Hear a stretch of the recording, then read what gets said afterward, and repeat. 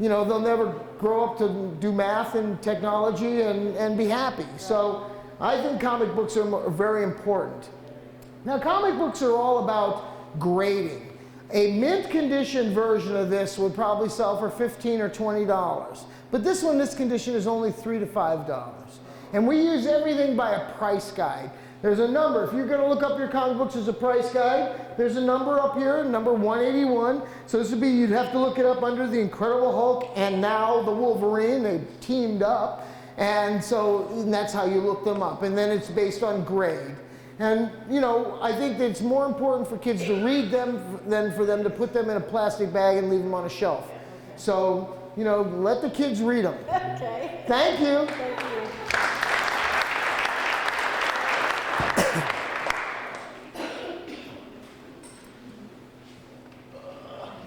Whose is this? I guess I have to go up. Oh-ho. What else is yours? Popeye?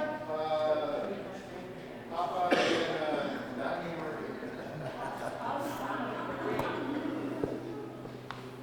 What's your name? My name is Steve.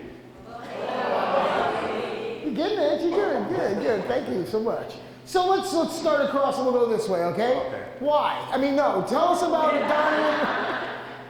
Tell us about why you carry a Donnie Marie lunchbox with you. I actually think it was my nieces, and when my parents died, I brought it home to my house. You got everything.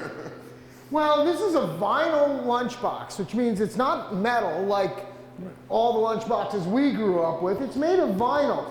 And that was because, you know, parents said, you know, we shouldn't really be taking these metal weapons to school. And so they thought, well, we'll do it like this. But these things ripped and broke, and the thermos was metal anyway, and you slap your kid with it anyway, it wouldn't matter. And so when the lunchbox craze was going on, all the stores were selling all the lunchboxes only in August for school, and then it was pretty much over. But every comic character, every popular anything had a lunchbox. If you didn't have a lunchbox, you didn't make it yet. You were nobody. Donnie and Marie, this one's from what, 1977. This is a 1977, no thermos, just a lunchbox. And in our grading world, it doesn't have any splits or it's not broken. It's just a little dirty. A little Windex will fix that, or Mr. Clean, you know. But in the condition it's in, to a lunchbox collector would sell for $40 to $50. But that's without a tuna sandwich in it. I couldn't find a thermos. I was looking. It's a metal thermos, and so you can look. A thermos is going to be $35 to $40. So the combination, though, clean is worth $100. So the combo's more. And then we have well, you guys are old enough to remember Popeye, right? Yeah, no, it's not a chicken place. It was a comic character. You know, seriously, this next generation doesn't know who Popeye is. Where'd you get this? It was my father's, and it's just been sitting around in a drawer. It's a bank. It's called a dime register bank. And the reason it's a dime register is because it keeps track of how much money you put in it. And when it reaches $5, this back door will open and you can get your money out. And you can't get it out until you reach $5. And so it keeps count here. It's an amazing little device. It's almost like a calculator because every time you put it in, it clicks it up again. So they made a lot of dime register banks of all the comic characters, Popeye, Mickey Mouse, Little Abner, pretty much all the comic strips that no one today knows. But that's not bad. It just means that there's less demand. This is in what I would call an excellent condition because all the sides are not scratched up. It doesn't look like somebody's taken a screwdriver and tried to open it up. Did you? No, I didn't. It's because there's no money in it. You shake it first. But what's interesting is you find these, and you find them full of silver dimes. Because back then, when you put dimes in, so most of the times you find it, some guy's taking a screwdriver, it's got to be, I hear dimes, and then there's pennies in it or something, and it's ruined. They wreck them all. But in this condition, a dime register bank in this condition of Popeye is going to sell for $75 to $80. Now, the most important thing to remember about any bank is the more money you put in it, the more valuable it becomes. Fill it up with $100 bills. Right.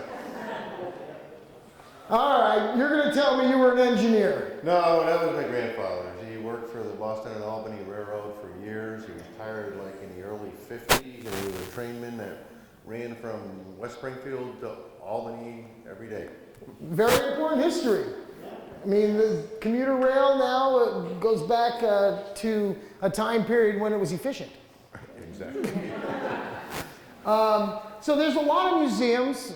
There's one right here in Windsor, the Trolley Museum, and there's a lot of great, educational aspects of people's work history. And the trains were a big important part of America's growth. There's a huge market of people looking for these. I'd say this value retail is about $125. But since it's your family, for insurance, I would insure it for $400. Because you can't, it's really hard to replace. Right.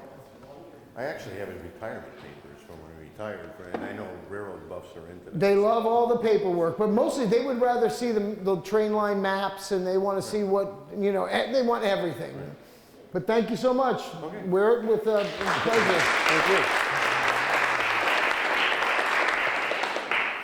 Put your lunch over there. All right. Moving along, we have a huge display of ephemera here. Whose paperwork is all this stuff? Looks like it has a little bottle and a whole bunch of paper. And what's your name? Betty Jo.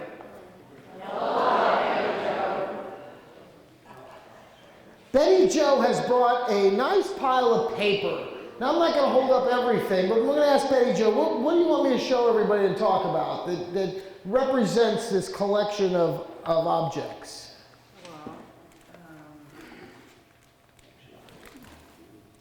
Well, Let's set them up on here. I don't want to pull it all up. I want to bring up a few things that we can tell everybody what this is all about. this was my four-greats-grandfather that was wounded in the Civil War, and I have his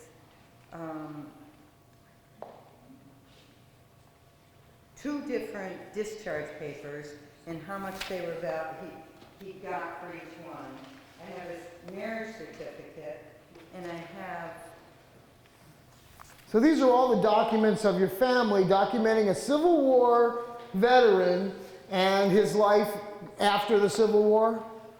he was wounded in the Battle of Wilderness, which I believe 63, wasn't it? and he went to Camp Griffin Hospital. He's buried in Vermont. Okay. I have all his letters. So it would take me a long time to go through all of this, but let me just kind of help you with making the reality of how to do this and what to do.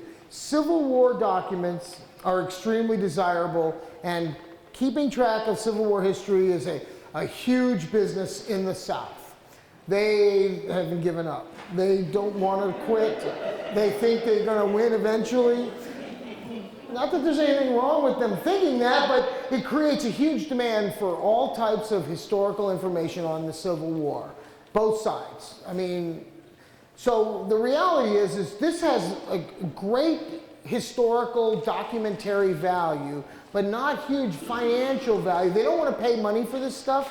They want scans of it. They want to know the dates. They want to fill in the blanks. They want to keep track of American history, both the Smithsonian and all those other museums. They want to know every story of every serviceman that served.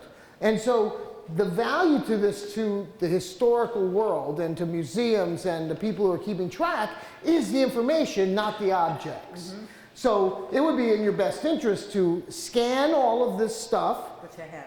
You have, Yep. and then work with a museum, either the museum at the Wilderness that's preserving that history, or where he was buried or where he served. And you'll find those units and share that information. Okay, that's really important. Secondly, for insurance value, for your collection of artifacts, it's going to be somewhere in the $5,000 range because it can't be replaced. But an insurance company would need a price in order to give you a policy. So you could tell them that this small collection of artifacts is easily $5,000, easy. If in the process going through this, you find signatures of, I don't know, Abraham Lincoln, any of the generals. He was related to us, Abraham Lincoln, and we have it documented. And But you don't have anything from Lincoln. I Something do. you I have. have photograph albums. But I mean, anything that he wrote. No, see, No. photographs of Lincoln are very common. They were made. With his family and how they were related. No, that's all good, important historical stuff. Again, back to the historical. But if you had a signature of Abraham Lincoln on anything, or if you had any of the generals that fought in the war on either side, those are hundreds of dollars. Abraham Lincoln is thousands, if not tens of thousands of dollars. I just looked at a James A. Garfield, who pair of letters this past weekend, where General Sheridan was writing to Garfield at Lincoln's request to rejoin the military in 1863, and he turned him down. And then Lincoln was assassinated, and then Garfield was assassinated. So it's kind of an interesting story in letters, but just those two letters are worth $10,000.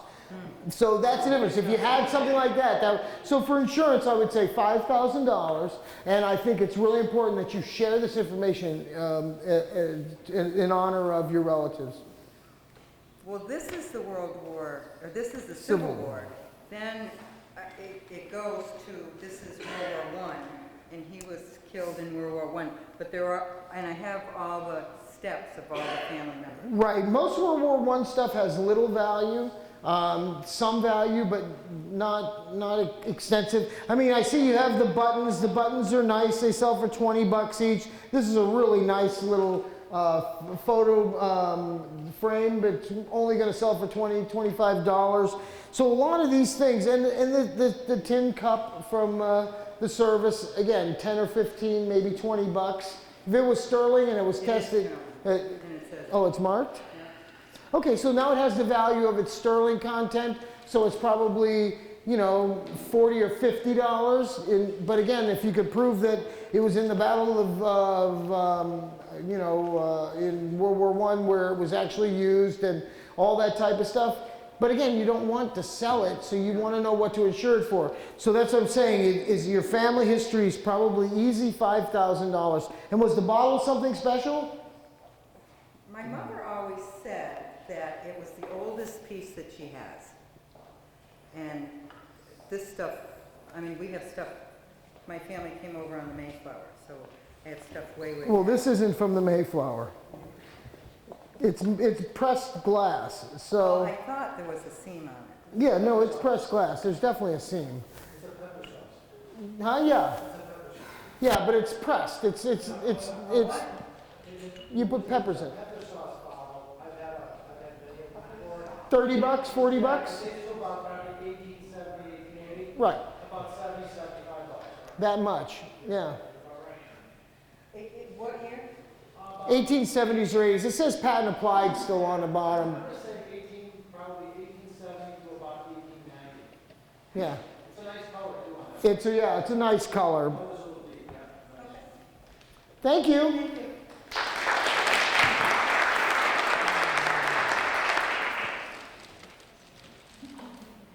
Whose is this? Any of these others yours? The plaque? Okay. Aloha. What's your name? Chip. Thank you. This is marked on the back, B&H 1813. Do you think it's that old? I have no idea. I hope so. You hope so. Why? You think it'd be worth more money if it was that old?